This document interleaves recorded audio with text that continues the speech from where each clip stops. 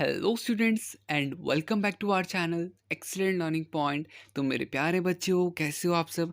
I hope आप सब बहुत ज़्यादा अच्छे होंगे। और आज की इस वीडियो में हम क्लास 10th का वर्कशीट नंबर 78 डिस्कस करने जा रहे हैं।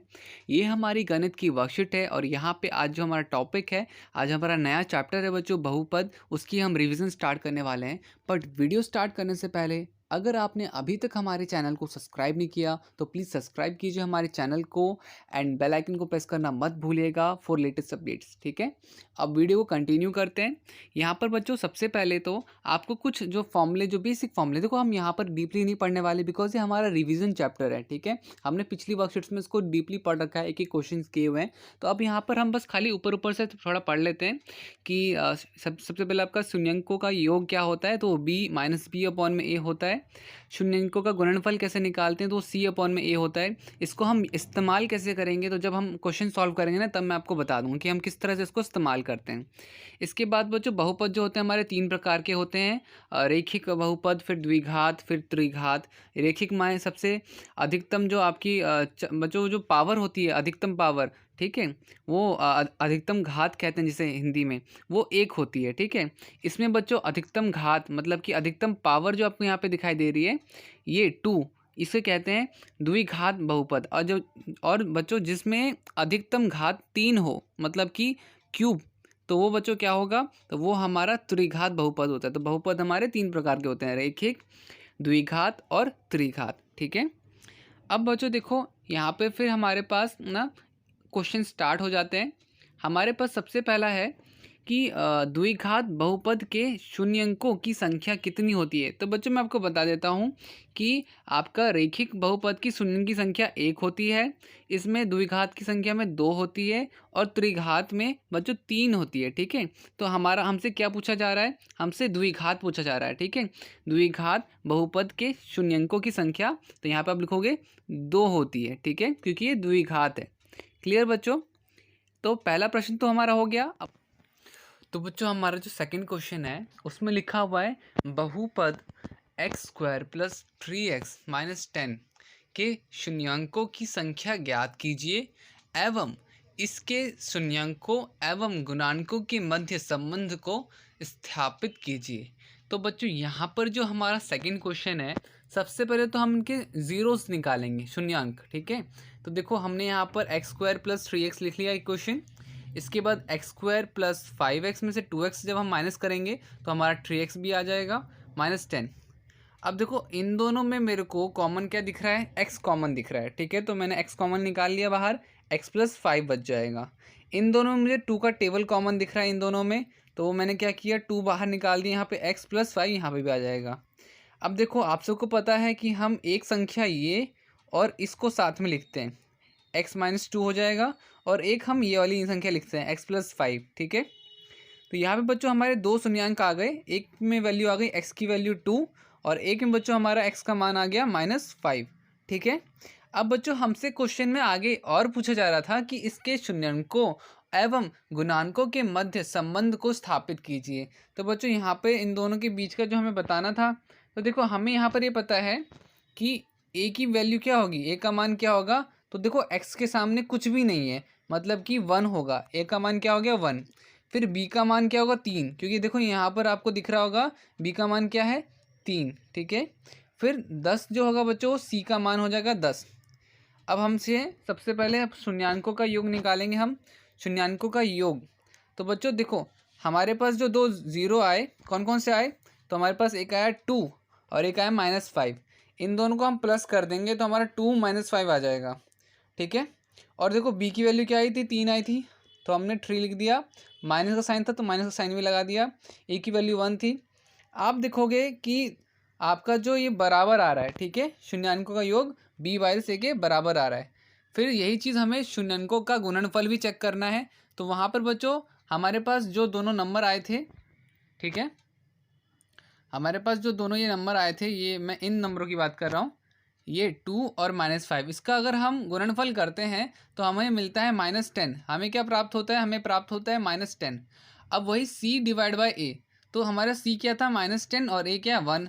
तो देखो आप देखोगे यहाँ पर ये भी बराबर हो गया। तो इस तरह से हमारा यह दूसरा प्रश्न भी हल होता है। ठीक है, अब इसके बाद तीसरा प्रश्न देखते हैं। तीसरा प्रश्न क्या दे रखा है? तीसरा प्रश्न बच्चों हमें दे रखा है, लिखा हुआ है यदि पी एक्स जो हमें दे रखा है ए एक्स स्क्वायर माइनस 3 ब्रैकेट में ए माइनस 1 एक्स माइनस 1 का शून्यंक 1 है। अब बच्चों शून्यंक हमें दे रखा है, शून्यंक क्या दे रखा है? 1 दे रखा है, तो ए का मान याद कीजिए। बड़ा सिंपल प्रश्न है बच्चों, हमने पी एक्स लिख दिया, हमें पी एक्स जो दे रखा था हमने वो पूरा का पूरा एक जैसे लिख दिया, ठीक है। एक्स का मान क्या दे रखा था? हमें 1 दे रखा था, ठीक है।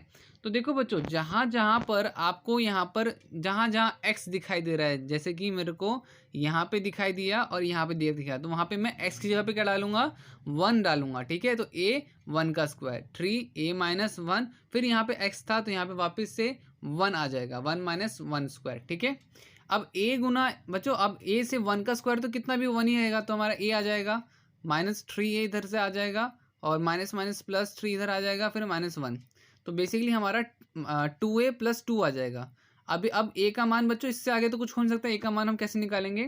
तो हम क्या करेंगे, 2a को माइनस 2a प्लस 2 को हम क्या कर देंगे? 0 के बराबर कर देंगे, ये 2 हमारे इधर चले जाएगा माइनस 2, ठीक है।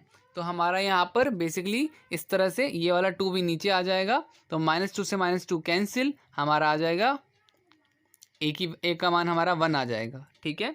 इस तरह से हमारा यह तीसरा प्रश्न भी सॉल्व हो गया। उम्मीद करता हूँ को समझ में आ गया होगा।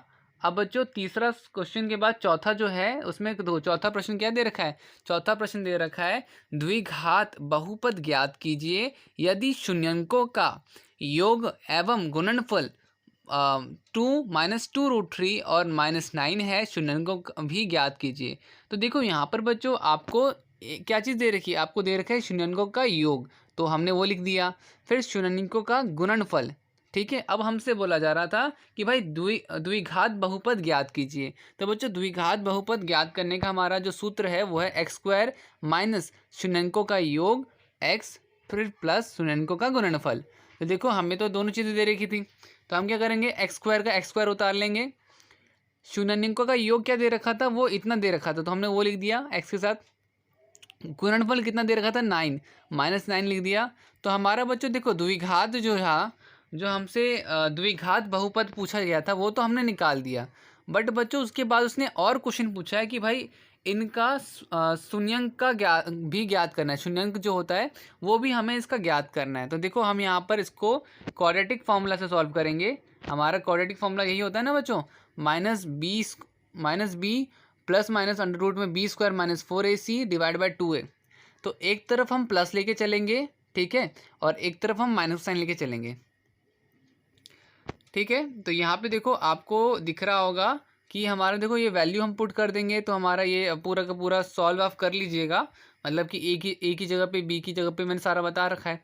तो इस सॉल्व करने के बाद आपके पास आ जाएगा यहाँ पे 2√3 माइनस 2√3 प्लस 4√3 डिवाइड बाई 2, और इधर आएगा माइनस 2√3 माइनस 4√3 डिवाइड बाई 2। अब देखो क्या होगा बच्चों की ना, इस 2 से बच्चों आपका ये 2 कैंसिल और ये 2 कैंसिल हो जाएगा, तो यहाँ 2 आ जाएगा। तो मतलब कि √3 माइनस प्लस 2√3 सेम यहाँ पे भी कटेगा। तो ये बच्चों यहाँ पर हमारा क्या होगा, तो 2 से कटेगा तो यहाँ पर -3 माइनस √3 प्लस -√3 माइनस 2√3, तो हमारा ये -3√3 हो जाएगा और ये √3 हो जाएगा। तो हमारे दोनों शून्यंक भी निकल गए, ठीक है। तो इस तरह से बच्चों हमारा ये प्रश्न भी ख़त्म हो जाता है।